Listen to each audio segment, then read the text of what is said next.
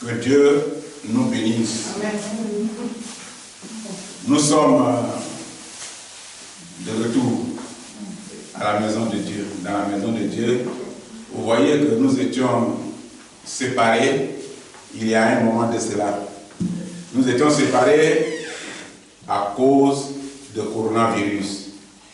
Malgré ça, nous étions quand même en contact avec tout le monde. Nous étions à la maison, mais on faisait le culte à domicile. Aujourd'hui, nous sommes de retour. Et notre thème de ce matin, c'est le retour à la maison. Vous voyez, c'est merveilleux de retourner à la maison. Souvent, quand on est en voyage, on a envie de retourner à la maison. On a envie de voir les parents. C'est dommage que, avec tout ce temps que nous sommes séparés de la parole, beaucoup ne sont pas venus. Ça veut dire que le fait d'être même séparés de Dieu, ils étaient contents. C'était le moment où on doit être pressé. On ne doit même pas être en retard. On doit être pressé pour venir et écouter la parole. Parce que c'est le seul moyen pour nous d'être en contact avec Dieu. Notre thème de ce matin, c'est le retour à la maison. Nous allons parler aujourd'hui du retour. Et dans le mot retour, nous allons toucher beaucoup de points.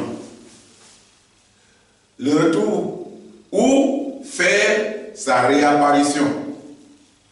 La réapparition d'un membre de la famille confronté à des situations qui a fait celui qui a été confronté à des situations et qui a fait un déplacement en dehors de sa famille d'origine.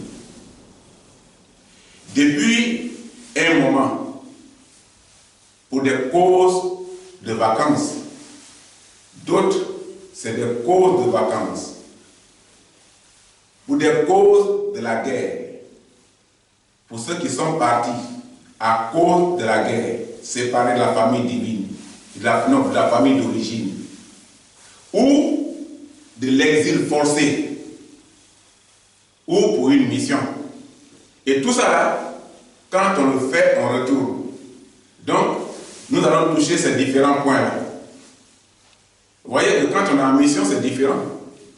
Quand on est en exil forcé, c'est différent. Quand la guerre nous fait déplacer, c'est différent. Quand on se déplace à cause de la persécution, c'est différent. Et la Bible va permettre que ce matin, nous parlons de ça. Premier point, nous allons parler de la mission. Donc, notre premier point, la mission. Qu'est-ce qu'une mission? Nous allons voir ça dans Genèse. Genèse 12, verset 1. Dans Genèse 12, verset 1, l'Éternel dit à Abraham, va-t'en de ton pays, de ta patrie, et de la maison de ton père, dans le pays que je te montrerai. Ici, c'est Dieu qui parle à Abraham. Abraham était dans sa famille, comme nous.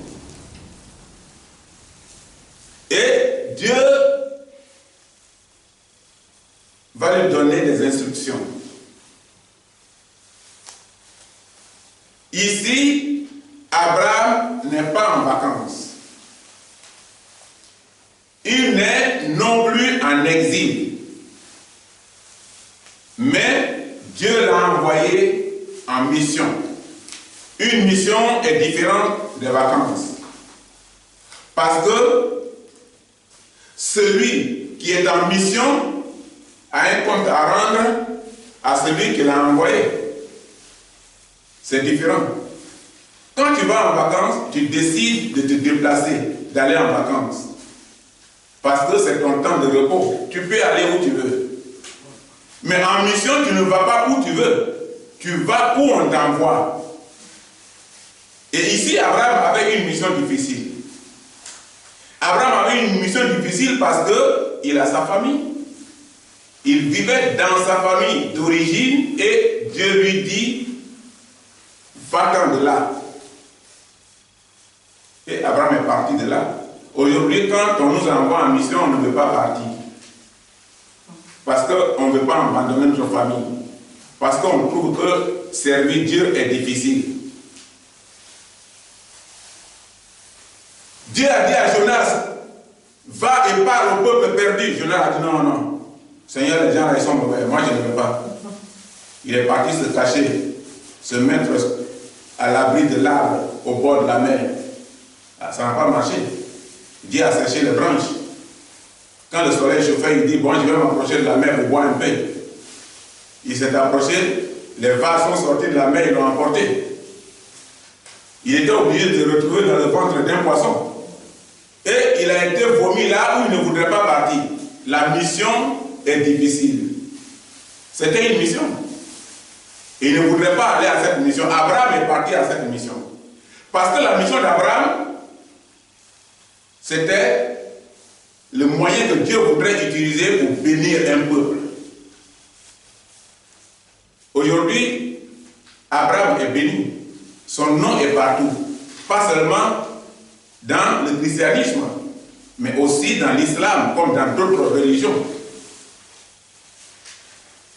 Le Seigneur dit à Abraham, quitte ton pays, ta famille et la maison de ton père. Puis, va dans le pays que je vais te montrer. C'est Dieu qui donne les directives. Parce que quand tu es en mission, on te donne une lettre de mission ou une direction. Va dans tel pays, va dans tel coin, parle avec telle société ou parle avec tel État. Et c'est la mission que Abraham avait reçue ici. Et Dieu lui dit qu'Abraham doit aller dans le pays que lui, Dieu, il va lui montrer. Je ferai naître de toi un grand peuple. Je te bénirai et je rendrai ton nom célèbre. Le nom d'Abraham, aujourd'hui dans le monde, est célèbre. Abraham s'appelle le père de la multitude. Il est connu de tous. Et toutes les religions le respectent.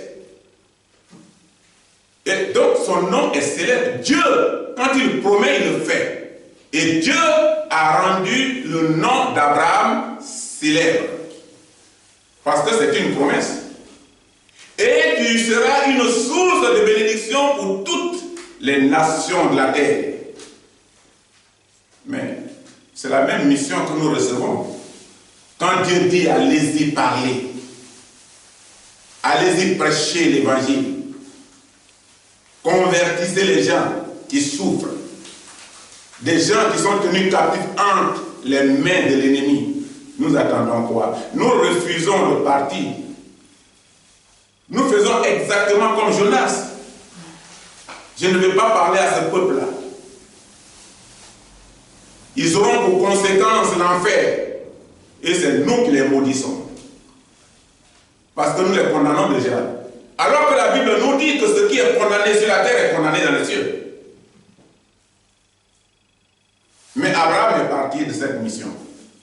Il est parti de la maison de son père. Et il est allé là où Dieu l'a envoyé. Parce que sa mission était d'amener les autres personnes à bénéficier de la bénédiction de Dieu à travers le monde. La Bible dit encore que Moïse était en mission pour sortir Israël de l'Égypte. C'est une mission difficile. Moïse sera le libérateur des Israéliens en esclavage.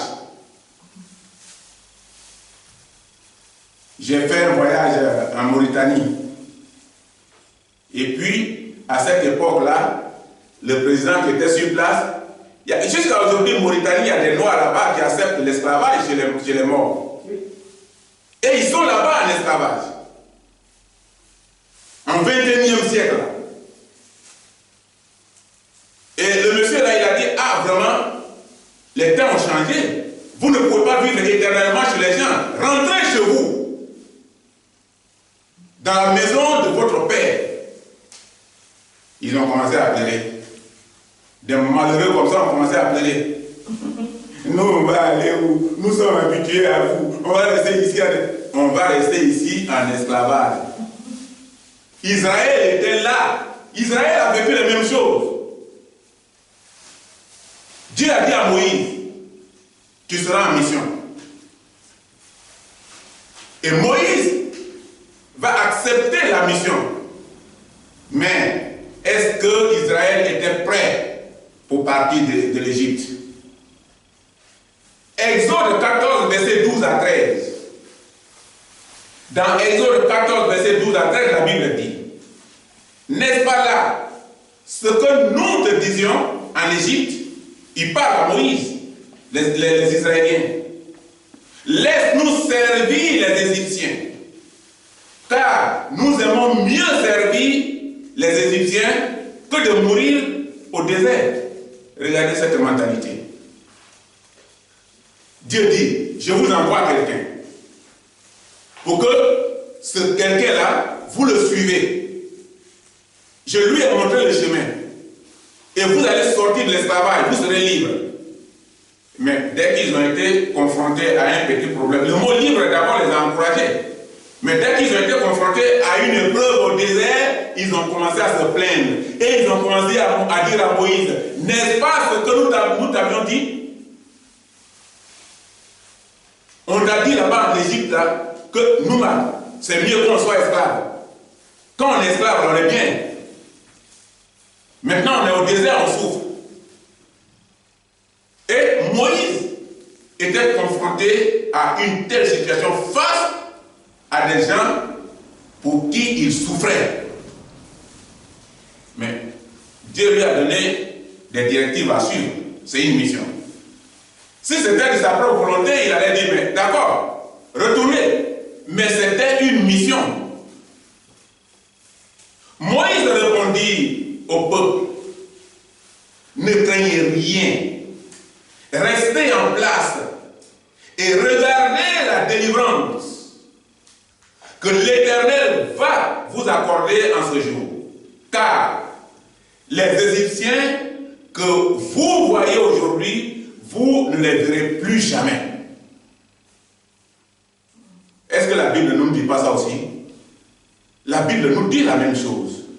Si vous êtes fidèle à Dieu, les gens que vous êtes en train de voir se réjouir dans les péchés là, un moment va arriver où vous ne les reverrez plus jamais. Quand Jésus reviendra, il y aura séparation. Ceux qui ont été fidèles seront à part. Et les infidèles seront à part. Ils ne peuvent plus se mélanger. Ceux qui ont demeuré dans la foi seront à part. Ils seront appelés enfants de Dieu, disciples de Christ. Et ceux qui ont désobéi seront à part. Ils seront appelés enfants du diable, disciples du diable. Et ici, ils ont commencé à se plaindre. Mais Moïse leur a dit, vous ne verrez plus jamais ces personnes-là un jour. C'est le temps d'être fidèle. C'est le temps. La Bible nous dit les mêmes choses. C'est le temps d'être fidèle. Un moment viendra où on ne verra plus ces personnes qui se réjouissent dans le péché autour de nous. On sera dans un autre lieu, dans une autre condition. La Bible promet. Et quand elle promet, elle fait. Parce que c'est la parole de Dieu. Très souvent, le chrétien ne voit pas sa délivrance. Quand on dit au chrétien, accepte la fidélité, et tu seras libre. Il ne croit pas à sa délivrance.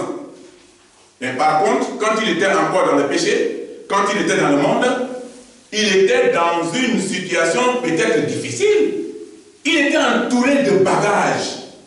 Pour sortir, il a une bouteille d'eau qu'il appelle l'eau bénite.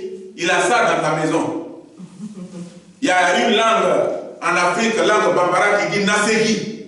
Et ça, il a ça dans sa maison. Et il prend ça, il flotte sur ses mains, il met sur son visage, et il croit qu'il est béni, il sort. Ce qui sort de quelqu'un, il ne sait même pas d'où ça vient. Il y a des gens ici, en Côte d'Ivoire, quand quelqu'un meurt, on lave son corps ils prennent l'eau là, l'eau de son corps là, ils mettent dans une bouteille. Et ils amènent ici en Europe. C'est ça qu'ils doivent utiliser dans leur maison.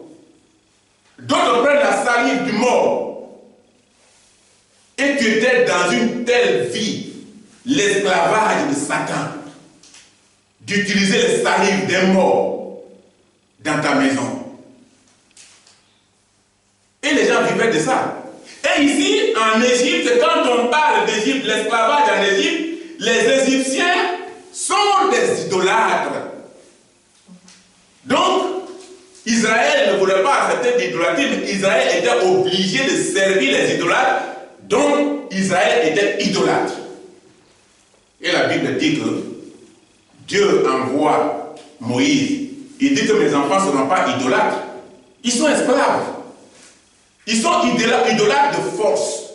Il faut les sortir de là. Mais quand on dit à un homme aujourd'hui, si tu viens à l'église, tu seras libre. Il est content. Parce que le mot liberté, c'est tellement doux. Mais maintenant, il arrive à l'église. Il y a une petite épreuve. Il dit, ah, mais c'est pas ce qu'on m'a dit. On m'a dit que quand tu vas à l'église, tu es libre. Mais il ne comprend pas sa liberté. Il souffrait de beaucoup de choses. Maintenant, il ne souffre plus de ça. Quand il voyage, il est bien. Il n'attache rien sur son corps. Il n'a rien comme bagage dans son sac. Il n'a plus un tel poids inutile. Il est libre. Et en plus de cela, il sera libre dans le ciel. Là où Dieu va l'accueillir dans sa résidence, il sera avec Christ. La Bible dit que Moïse leur a dit restez tranquille. Souvent le chrétien ne voit pas sa liberté, il ne voit pas sa délivrance. Être libre de Satan, c'est important. Quand tu es libre de Satan, tu es important. La souffrance est arrêtée. La préoccupation est arrêtée. Il y a des autres, il y a des gens aujourd'hui qui, chaque année, ils doivent donner pour la blanche à des grillés à la maison. Ils doivent jeter les colis. Et ces colis-là, on dit 2 doigts tourner et 2 doigts se courber. Donc, quand on jette 4 colis, il faut 2 qui font la bouche vers le ciel et d'autres 2 vers la terre. Quand c'est 7 colis, 4 doivent faire la bouche vers le ciel et 3 doivent se renverser. Mais quelle souffrance! Pourquoi tout ça? Alors que quand tu as la Bible, tu te lèves le matin et tu dis Seigneur, gloire à toi, merci de me protéger cette nuit. Tu as combattu pour moi, c'est toi qui vois dans le spirituel. C'est toi qui sais ce qui s'est déroulé cette nuit. Moi je ne sais pas, j'ai ronflé, je dormais. Je te rends toute la gloire. Je vais sortir bénir ma journée. Voilà comment c'est simple. Voilà comment c'est simple. Tu n'as pas besoin de réciter des colis que tu as jetés. Pourquoi c'est 4 qui est renversé alors que c'est 3 qui devaient renverser? Ah, aujourd'hui la journée n'est pas bien. Et tu es inquiet. Et quand tu sors, tu es souffrant. Tout ce que tu vois, ça t'effraie. Parce qu'avant de sortir, tu as jeté 7 colis. Et 3 sont renversés. Non, 4 sont renversés au lieu que 3 se renversent, 4 sont renversés et tu es inquiet. Tu sors de ta maison, tu vois un chat noir passer, tu dis, ma journée est gâtée, ça c'est chat noir. Je vois chat noir passer. Et aujourd'hui, tu retournes à la maison, tu dis aujourd'hui, je ne dois pas sortir. Parce que ma journée n'est pas bien. Quelle souffrance. Quand tu es chrétien, à partir du moment où tu as béni Dieu le matin, tu sors. La Bible dit ici que Moïse avait une mission. Moïse dit aux Israéliens, la délivrance que l'Éternel va vous accorder, vous ne verrez plus jamais les Égyptiens que vous voyez aujourd'hui. Ça, ce n'est pas une belle promesse. Mais cette promesse-là, il faut croire en Dieu. Si tu ne crois pas en Dieu, tu ne pourras pas.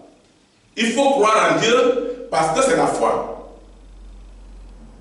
Moïse n'est pas en vacances. Si Moïse était en vacances, il avait retourné et dit, ah vraiment, c'est pas la peine de continuer cette vacance-là. Les gens là, ils sont têtus. Je vais retourner. Moïse n'est pas en vacances. La sortie d'Égypte est un moment historique pendant lequel les Hébreux siècles par l'Égypte. Depuis des siècles par l'Égypte. Prendront leur liberté. Ils prendront leur liberté. Quand nous devenons enfants de Dieu, c'est pour prendre notre liberté. C'est pour être libre de Satan. C'est pour ne plus vivre ces choses pareilles que nous venons de voir. C'est pour ne pas être préoccupé par des commis, être préoccupé par la mort, être préoccupé par les chats noirs, être préoccupé par les salives de mort. Tout ça, ça nous donne quoi? C'est pas une souffrance. C'est une souffrance. Je connais une femme qui était malade. Et puis, ils sont partis voir un charlatan. Et le charlatan lui a dit, ah, la femme là, avant de se marier, elle et son mari ont fait un pacte diabolique. Donc elle n'a pas respecté, c'est pourquoi elle est malade. Donc quand vous allez là, dites à son mari de faire caca. Et caca là, vous prenez un peu, vous plongez dans l'eau, vous remuez, vous donnez à cette femme là, elle va boire. Elle sera guérie. Dès qu'ils sont venus, ils ont fait la proposition, la femme dit, allez-y, envoyez. Elle a vu ça, mais c'est pas maladie qu'elle est en train de boire. Ça, c'est la santé. Non. C'est maladie qu'elle est en train de boire. Ce n'est pas la santé. Mais puisque le diable les a aveuglés, et le diable, par un charlatan, leur dit que c'est le remède qui va guérir la femme. Et elle veut être guérie. Et toi, on te dit, viens à l'église, tu seras guéri gratuitement. Tu n'auras pas besoin de tout ça. Mais ton esprit sera tranquille. Ta vie sera libre. Et tu es encore en train de traîner derrière ces choses pareilles. Il faut ta liberté. Dieu a libéré les Hébreux sous la conduite de Moïse pour aller dans le pays de Canaan. Pour aller dans le pays de Canaan et en prendre possession. Mais il y avait les conditions. L'homme ne veut pas les conditions. Mais pourtant, quand il est malade, il va à l'hôpital, on lui donne les conditions. On ne lui dit pas seulement va et tu seras guéri. Va, voilà l'ordonnance, va à la pharmacie, paye, viens à la maison, prends 3 fois par jour. Et pendant 3 jours, pendant 7 jours, les conditions sont là pour être guéri. S'il garde l'ordonnance sans se faire soigner, il va mourir. Donc il faut qu'il respecte les conditions. Et ici, on dit qu'ils seront libres. Mais il y a une condition. Ils vont prendre possession du pays de Canaan. Mais avec condition. La sortie d'Égypte et la longue traversée du désert sont des conditions pour sortir de l'esclavage. La Bible dit, vous allez sortir de l'esclavage, mais vous allez marcher. On ne veut pas faire d'efforts. Pour venir à l'église, c'est des problèmes. Fais un effort, va à l'église. Le message qui va passer ce jour-là, c'est pour ta délivrance. Mais puisque tu n'es pas venu, tu ne vas pas entendre. Puisque tu n'es pas venu, le diable t'a dit aujourd'hui, il reste à la maison. Parce que le diable est l'esprit, il sait. Et tu ne viens pas. Pourtant, dans ta maison, tu es en train de vivre une telle situation. Une situation malheureuse. Tu es en train de souffrir. Or, c'était le jour-là que tu devais écouter ce message. Ça allait être un moment de délivrance pour toi. Dieu a donné des conditions. Ils vont marcher dans le désert. Mais marcher dans le désert, ce n'est pas facile. Le désert, il peut manquer d'eau. Il peut manquer la nourriture. Le désert, c'est le moment difficile. Quand on dit qu'une personne est en train de vivre, de traverser le désert, il est en train de traverser des moments difficiles. Soit il manque du travail, soit il manque de la santé, soit les gens l'ont abandonné, soit il est en train de souffrir. Il est en train de traverser des moments où personne ne peut l'approcher. Il est soucieux. Voilà des moments difficiles. Voilà quelqu'un qui est en train de traverser le désert. Et la Bible dit ici qu'il y avait des conditions pour sortir de l'esclavage.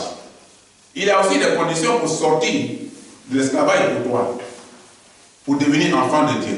De même, qu'un chrétien peut passer par des épreuves avant d'être libre. Un chrétien peut passer par des épreuves avant d'être libre. Voilà ce que la Bible nous dit. Parce que les Hébreux ont vécu ça sous la direction de Moïse. Deuxième point, les vacances. Ah, tout le monde veut parler de vacances. Quand quelqu'un travaille pendant 1 an, il est content d'aller en vacances. Quand un élève souffre sous la pluie et sous le soleil,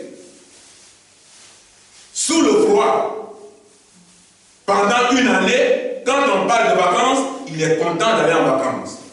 Parce que c'est le moment où tu es content d'aller où tu veux. Parce que l'école te coince et tes temps sont restreints. De même que le travail. Nous allons parler des vacances. Les vacances sont les sujets de divertissement ou de nouvelles découvertes. Les vacances peuvent être aussi l'occasion pour les parents de redécouvrir avec ses enfants de bonnes histoires qui marquent leur passé. Des bonnes histoires qui marquent leur passé. Mais comment ça se fait? Comme par exemple, l'endroit où l'on a grandi. Quand tu vas avec tes enfants dans le coin où tu as grandi, c'est tellement intéressant, tu leur dis c'est ici j'ai grandi, c'est ici j'ai joué avant. Quand j'étais ici là, c'est là on partait. Et tu leur montres ces choses qui sont de longues histoires. Là, c'est vraiment intéressant. C'est vraiment intéressant. Quand tu leur montres les coins pareils, c'est vraiment intéressant. Et c'est une bonne occasion. Où tu as grandi. Ou l'occasion pour les enfants de visiter avec les parents leur pays d'origine. C'est en 2008, nous on est partis avec toute la famille. 2018. En 2018. Mais c'était vraiment intéressant. C'est intéressant d'abord, depuis l'aéroport, quand on sortait de la maison, on arrivait à l'aéroport, et tout ça c'était beau à voir. Le fait de passer toute la famille en direction du pays d'origine. Pour leur montrer que vous êtes dans un pays d'accueil. Et ça, c'est parce que c'est les vacances. Ou après, notre absence de longue durée. Quand on va avec nos enfants dans un lieu, après notre absence de longue durée. Revenir en famille sur les lieux de son enfant ou de ses parents. Quand un enfant, il va étudier ailleurs ou qu'il dure quelque part et qu'il revient dans le lieu de son enfance, il est vraiment content. Nous nous souvenons de quelque chose. Nous nous souvenons un jour ici à Saragosse, ici en Espagne, d'un monsieur qui était docteur. Il était docteur, il était déjà âgé, dans les cinquantaines, il était là-bas, il tendait vers les 60, je ne sais pas plus. Ce monsieur-là, quand on a fait sa connaissance, il nous a demandé où vous vivez. Et on lui a dit qu'on vivait à l'avenue de San José. Il dit, mais quel côté? On lui a donné le numéro où on vivait. Il rit. Il dit, mais à quoi? Il dit, vous vivez quelle porte? On a dit le numéro de la porte. Il dit, pardonnez-moi, pardonnez, acceptez-moi de visiter cette maison. Il dit, ça a été une occasion, une heureuse occasion aujourd'hui pour moi de vous connaître. Ça, c'est la grâce de Dieu. J'ai dit, mais c'est pourquoi? Il dit, le numéro que vous venez de donner, la porte que vous m'avez donnée, là où vous vivez, c'est là que je suis né.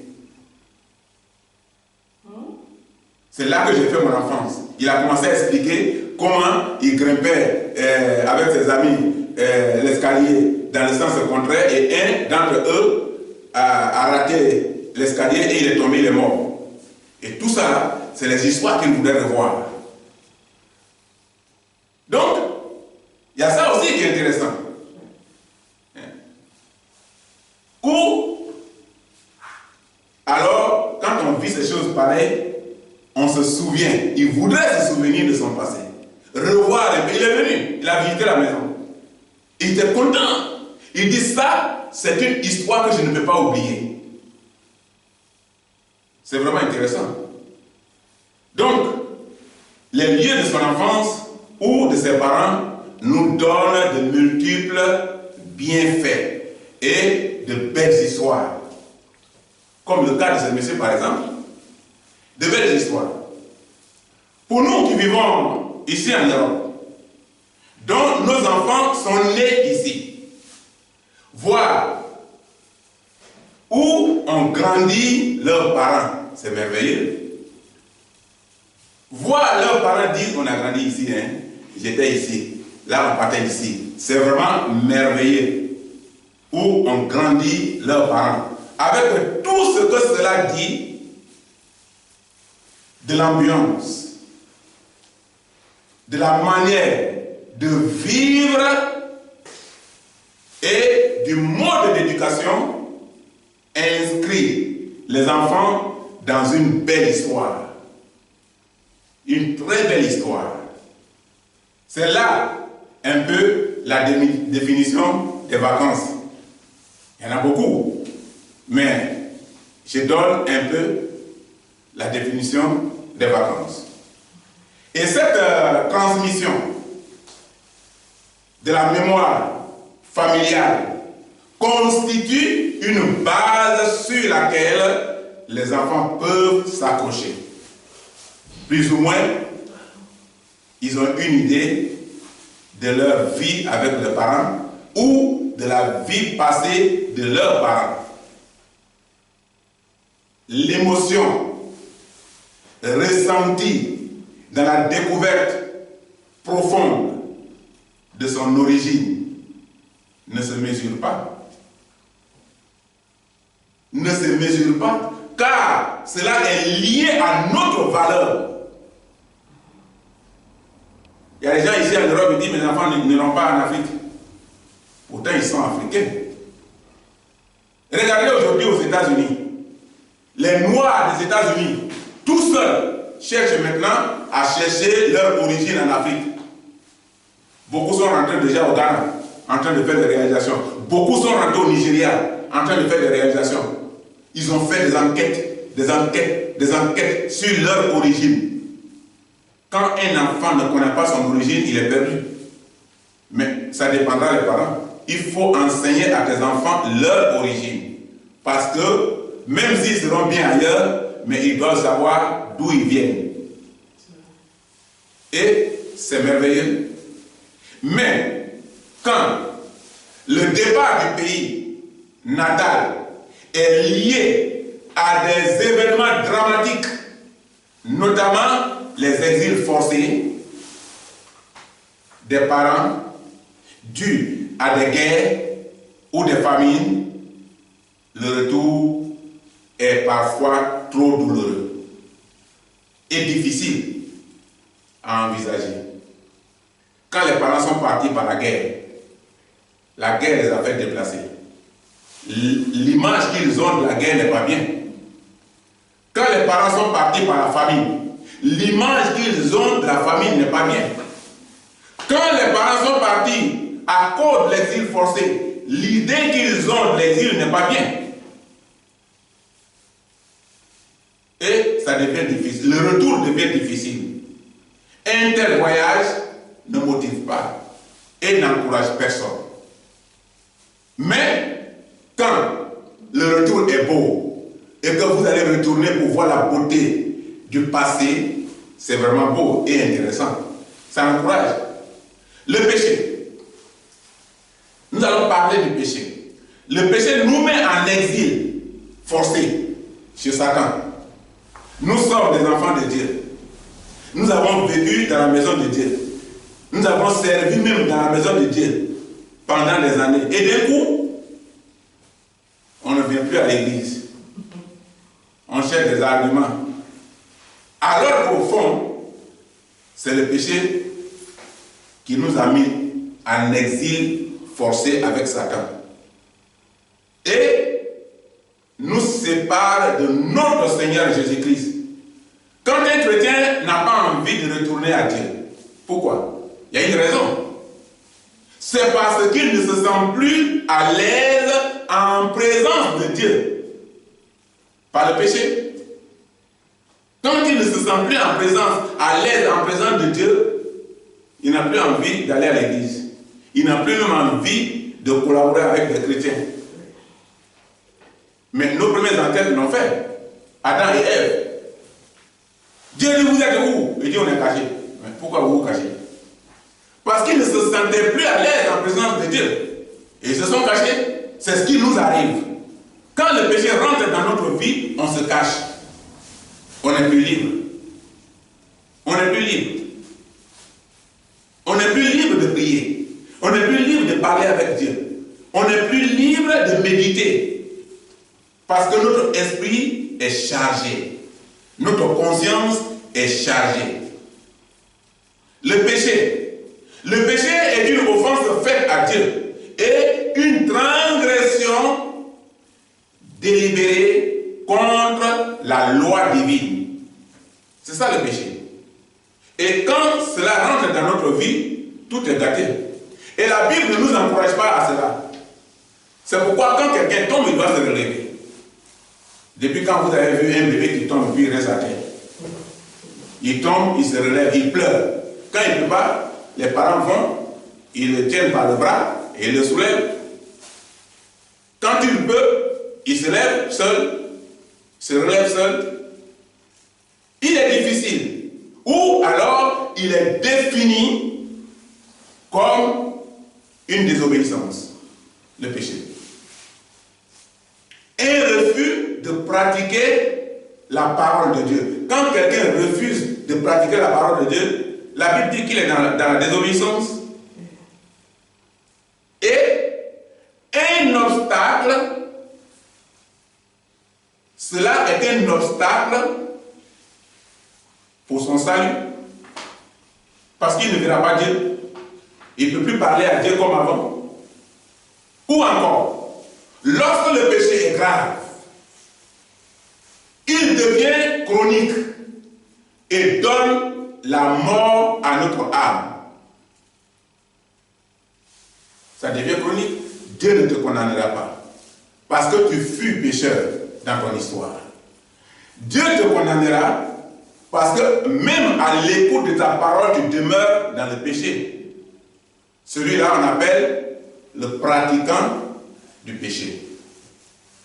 Parce que tu es toujours dans la pratique, donc tu es un pratiquant du péché. C'est celui-là que Dieu condamne. Dieu ne condamne pas un pécheur repenti. Parce que c'est rentré dans le passé. Troisième point. La guerre à notre âme. Quand une âme n'est pas libérée, quand une âme n'est pas délivrée, elle est dans la lutte et elle s'attriste. Quand quelqu'un qui a connu la parole de Dieu tombe dans le péché, la personne s'attriste. Son âme s'attriste. Parce que quelque chose se passe. La fausse tristesse. Parce qu'il y a deux tristesses. Ça, dans ce cas-là, c'est la fausse tristesse. C'est la tristesse qui correspond à un simple regret des conséquences de notre péché et non une délivrance du cœur pour avoir offensé Dieu. Quand ta tristesse est de reconnaître que tu as offensé Dieu et que ce péché t'a attristé et que tu te libères de ça, c'est la bonne tristesse. Tu es triste d'avoir péché. Mais tu vas vers Dieu et tu reconnais tes offenses et tu te libères de ça. Et tu n'es plus triste. C'est le péché qui t'avait attristé parce que le Saint-Esprit est parti. Bon, maintenant que tu t'es réconcilié avec Dieu, le Saint-Esprit revient à sa place. Et ta vie est garantie.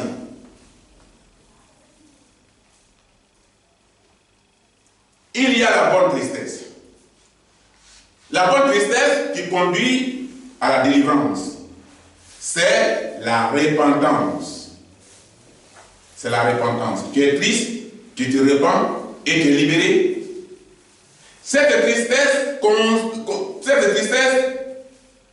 consiste à regretter nos péchés et faire la vraie repentance, qui est reconnaître notre désobéissance à Dieu, notre Père éternel, pour l'avoir offensé. Ça, c'est la bonne tristesse qui nous conduit à nous libérer du mal. Mais il y a aussi la fausse repentance. La fausse repentance, c'est quand l'homme regrette d'avoir été pris la main dans le sac. Ah, mais pourquoi j'ai fait ça? J'ai venu de trouver, ah, vraiment? Ça là, est-ce que ça c'est une repentance? Ça c'est la fausse repentance. Je ne voulais pas prendre, mais tu vois, mais j'ai pris là. Est-ce que ça c'est une repentance? Ça c'est la fausse repentance. Il ne sait pas ce qu'il va dire. Et comme on a pris la main dans le sac, non mais, pardon. Mais ça ce n'est pas un pardon. C'est parce qu'on a pris ta main dans le sac que tu dis tout ça. Et non un regret de son péché qui le délivre. Le regret du péché qui te délivre, c'est pas comme ça. Et le regret qui te réconcilie avec le Créateur n'est pas comme ça. La vraie repentance mène au salut. Elle nous convertit et nous affermit pour devenir un bon chrétien. Abandonner ton passé et suivre la direction de Dieu. Laisser le péché. Là, tu es converti. Donc, la vraie repentance nous convertit et nous affermit. Mais la fausse repentance produit la mort. Parce que tu n'es pas converti. Donc, tu n'es pas repenti. Nous allons parler de la confusion. La confusion entre le chrétien converti et aller à l'église. Ce n'est pas la même chose. Beaucoup vont à l'église, ils n'ont pas la conversion. Beaucoup peuvent passer même 50 ans à l'église. S'ils n'acceptent pas Christ, ils n'ont pas la conversion. Donc, il y a une différence entre converti et aller à l'église. Nous allons quitter cette confusion. 1 Corinthiens 14, verset 33. Dans 1 Corinthiens 14, verset 33, la Bible dit: car Dieu n'est pas un Dieu de désordre, mais de paix, comme dans toutes les églises des saints. Voilà ce que la Bible dit. Question. Qu'est-ce qu'un véritable chrétien converti, selon le passage? Est-ce quelqu'un qui va à l'église ou qui fait profession de foi à l'égard de Christ? Celui qui affirme connaître Jésus-Christ ou quelqu'un qui a été baptisé? Il y a toute une question autour de ça. Et maintenant, il faut consulter la Bible. Existe-t-il des versets de la Bible vers lesquels nous pouvons nous tourner pour obtenir la définition biblique d'un véritable chrétien?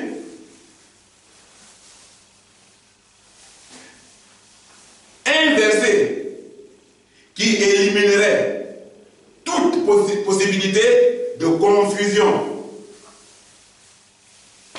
On en trouvera dans la Bible? La Bible répond oui. La Bible répond oui. Romains 8, verset 14. Dans Romains 8, verset 14, la Bible dit: car tous ceux qui qui sont conduits par l'Esprit de Dieu sont fils de Dieu. C'est clair. Donc, pour que tu sois vrai chrétien, il faut te conduire par l'Esprit de Dieu. Donc, le verset existe. Il y en a encore d'autres. L'apôtre Paul écrit dans ce passage qu'un chrétien véritablement converti est donc quelqu'un qui est conduit par l'Esprit Saint. Il est alors essentiel pour le chrétien d'avoir l'Esprit Saint en lui. Laisse ta vie dirigée par le Saint-Esprit. Et c'est ça, tu seras un bon chrétien. Parce que ce n'est plus toi qui vis, mais c'est l'Esprit qui vit en toi qui te conduit.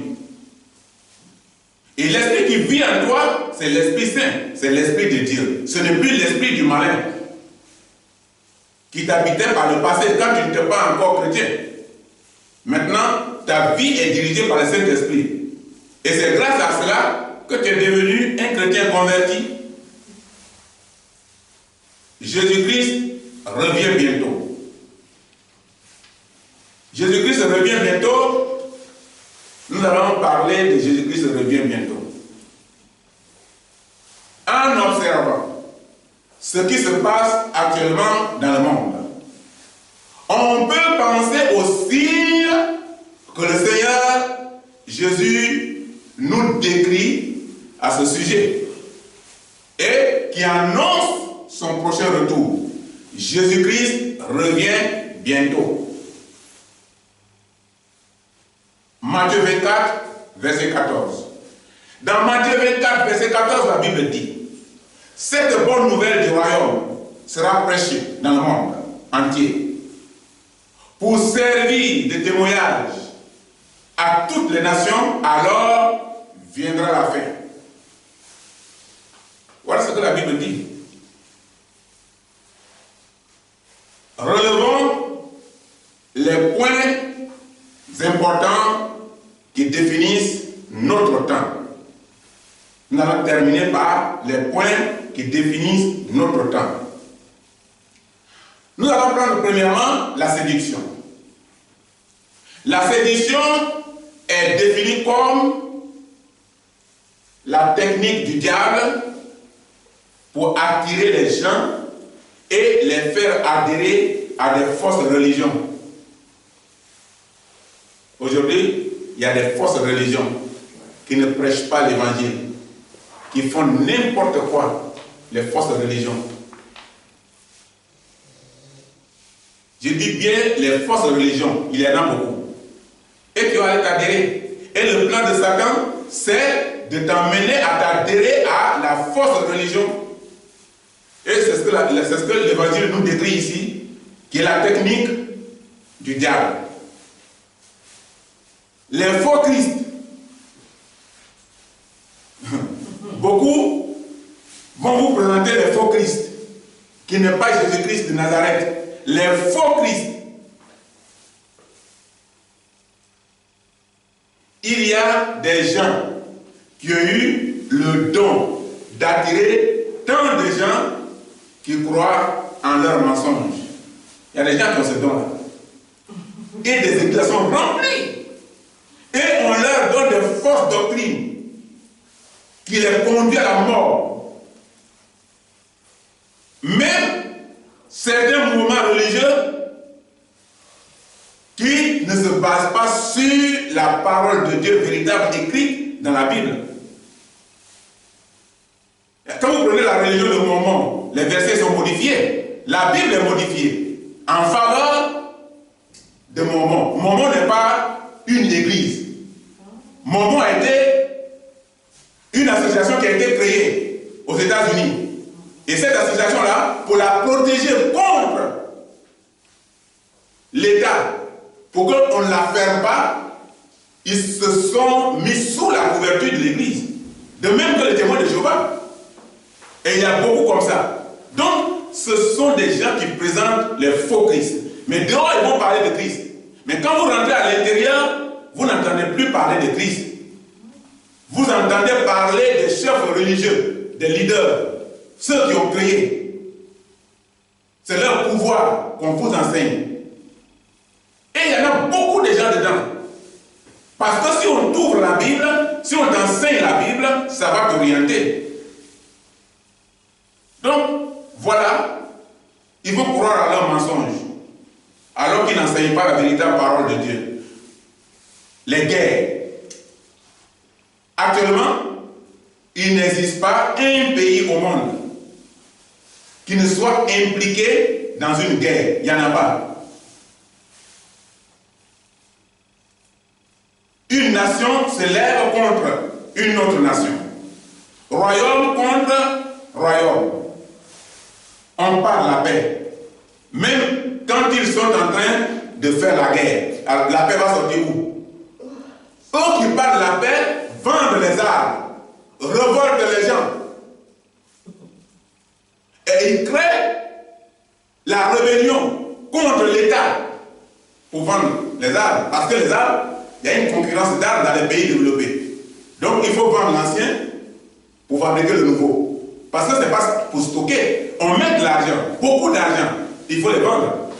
Donc, ceux-là, ils parlent de la paix. On va aller créer la paix là-bas. Il y a la guerre là-bas, on va aller créer. Mais quels sont ceux qui vendent les armes? La France a dit on va aller en Syrie. On va vraiment mettre la paix. Et ça sort dans les journaux que c'est la France qui est en train de vendre les armes à la rébellion. Mais où est-ce que la paix va venir? Le groupe terroriste musulman qui sont sur place là-bas, la moitié vient de la France. Et sont des Français convertis en islam. Et ces mêmes Français-là sont en train de vendre les armes à travers leurs gens pour gagner de l'argent. Mais c'est la France qui dit on va aller là-bas pour proclamer la paix. Il n'y aura jamais de paix. Si vous avez quelqu'un qui est couturier, il aura une grande fête, il est le seul couturier, et on lui dit, ah vraiment, on t'envoie des habits là, tu vas les coudre. C'est bien. Et maintenant, vous lui confiez cette responsabilité. Il y a une aiguille seulement de la machine, c'est tombé, il a mis son pied dessus. Et l'aiguille est tombée, les gens commencent à chercher. Lui qui doit coudre l'habit, si son pied est sur l'aiguille là, la fête est gâtée. Ceux qui parlent de la paix, s'ils sont en train de vendre les armes, il n'y aura jamais de paix.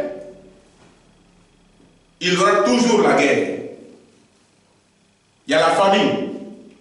Le monde entier semble vouloir travailler pour supprimer la famine sur terre. Mais depuis toutes ces décennies, il n'arrive pas au bon résultat. Mais pourquoi? S'il n'arrive pas au bon résultat, il y a quelque chose. Pourquoi? Parce que les familles ont toute une origine politique dans le monde. C'est le résultat de la convoitise des responsables politiques corrompus. C'est ça qui a mis les familles dans le pays. C'est eux qui créent ça. Quand tu crées une guerre, tu as créé la famille. Quand tu vends les armes pour révolter les autres contre un autre, tu as créé la famille. Parce que les gens vont s'entretuer. Les gens n'auront pas le temps pour aller cultiver. Le pays ne va pas se développer. Et il aura la famille. Donc, c'est une convoitise. Ils convoitisent les choses, ils convoitent les choses de ce pays-là. Et on veut ruiner le pays. En Côte d'Ivoire, pour enlever Laurent Gbagbo au pouvoir, il a fallu les États-Unis, l'ONU, il a fallu la France, il a fallu l'Allemagne, il a fallu l'Italie, il a fallu beaucoup de pays en Arabie Saoudite, les Chinois. Tous ont participé à la guerre. À cause de quoi? De la richesse du pays. Et ça, aujourd'hui, il parle de la paix. Il n'y aura jamais de paix. Donc, s'il y a la famille, si ce n'était pas un pays solide, aujourd'hui, le pays serait tombé dans la famille. Voilà le résultat des familles. C'est la convoitise des biens des autres pays par les politiciens corrompus qui envoient ça, avec leur armée. Ce sont eux qui envoient l'armée. Presque toute l'Afrique est couverte de l'armée française. Pourquoi? Et c'est l'Afrique qui paye ces armées-là.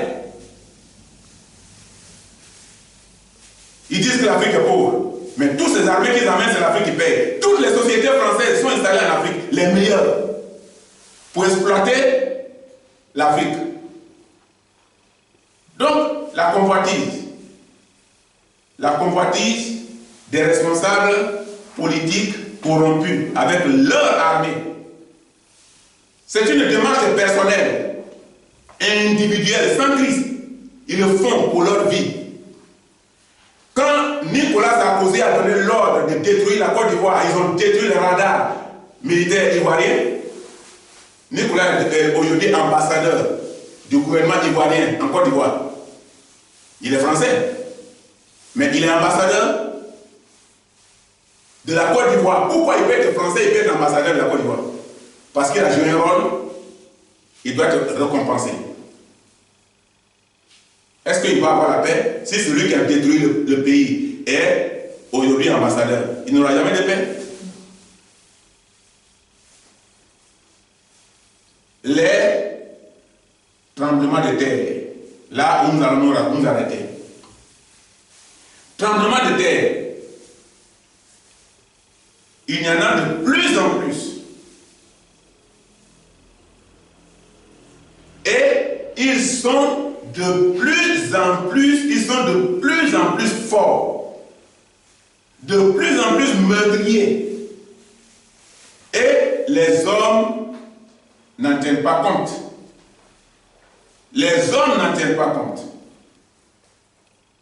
Pourtant, Dieu veut parler à l'humanité, mais elle reste sourde. L'humanité reste sourde à l'appel de Dieu.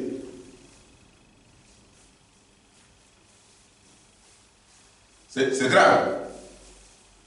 C'est grave que l'humanité reste vraiment sourde à l'appel de Dieu. Nous venons de vivre une situation. Nous venons de vivre l'exil forcé de coronavirus. Ça, c'est l'exil forcé. Ça a mis les chrétiens en exil forcé. Et nous étions en exil forcé. Nous étions séparés de Dieu. Mais regardez comment ça a paniqué le monde. Regardez comment ça a paniqué le monde entier. Et jusqu'à aujourd'hui, le monde est paniqué. Donc, aujourd'hui, le monde est paniqué par tout ce qui arrive. Beaucoup de chrétiens sont dans les épreuves. Sont dans les épreuves, persécutés dans le monde. Et souvent, de manière horrible, torture, exécution, viol, etc. Voilà le combat qui se produit en Côte d'Ivoire. Chrétiens, musulmans. Et à partir du moment où on a dit que les chrétiens sont en train de maltraiter les musulmans, tous les pays musulmans ont soutenu la rébellion pour combattre les chrétiens. Et aujourd'hui, le résultat, c'est que la Côte d'Ivoire est tombée dans le sang. Donc, chrétiens, restez fixés Dieu. Moïse a dit aux Israéliens, la délivrance que Dieu va vous donner là, vous ne verrez plus les Égyptiens. Si vous demeurez ferme, vous ne verrez plus ça. Dieu va tout changer. Nous allons conclure. Et dans la conclusion, à nous d'avoir le discernement et examiner à la lumière de la Bible ce qui est bien et ce qui est mal. Voilà, c'est là que nous nous arrêtons aujourd'hui. Que Dieu nous bénisse.